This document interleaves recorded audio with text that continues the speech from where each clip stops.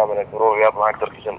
عليكم السلام، مسيك الله بالخير يا اخوي. حياك الله. مساك الله بالنور والسرور يا رسول. ابغى استفسر يا اخوي، الان مخالفة الاشارة 3000 صحيح؟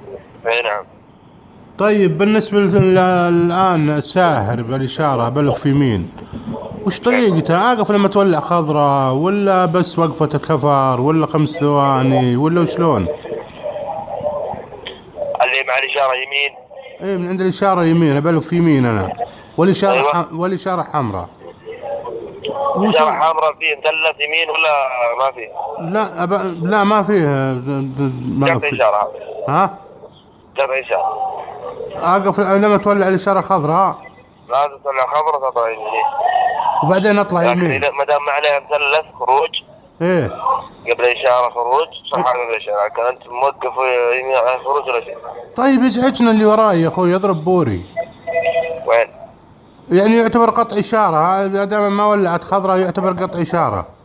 هي قطع اشاره اكيد.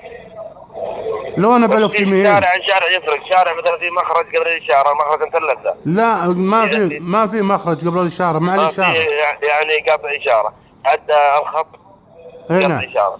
قطع إشارة بس. لو انا بلف يمين. لو بتلف يمين إذا ما في مثلث قطع إشارة. خير ان شاء الله، بارك الله فيك. آمين.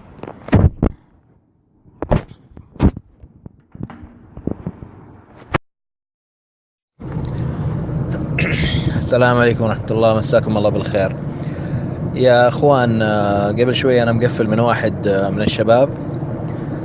جاء عند واحدة من الاشارات وهي حمراء ودخل يمين، هدى ودق اشارة ووقف على الخط ودخل يمين وصورته ساهر.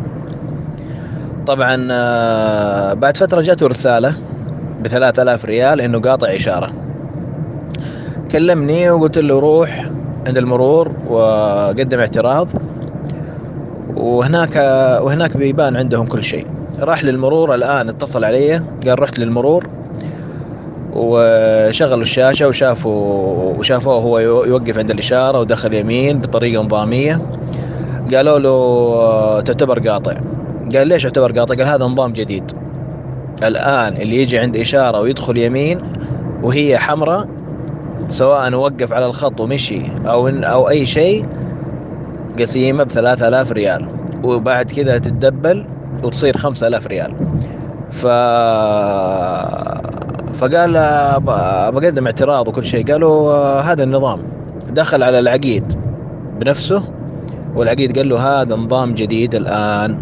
قال طيب يا أخي ليش ما تتكلمون وتقولوا لنا الكلام هذا من أول؟ ليش ما تقولوا النظام؟ قال هذا نظام جديد لسه جاي. فنصيحة يا أخوان، انتبهوا، ارسلوها في كل الجروبات، وانتبهوا عند الإشارات لا أحد يدخل يمين إلا والإشارة خضراء. الإشارة حمراء وقف، ولا تخلي أحد يتعداك أو تتعدى أحد. هذه نصيحتي، ويا ريت تنشروها في الجروبات. السلام عليكم.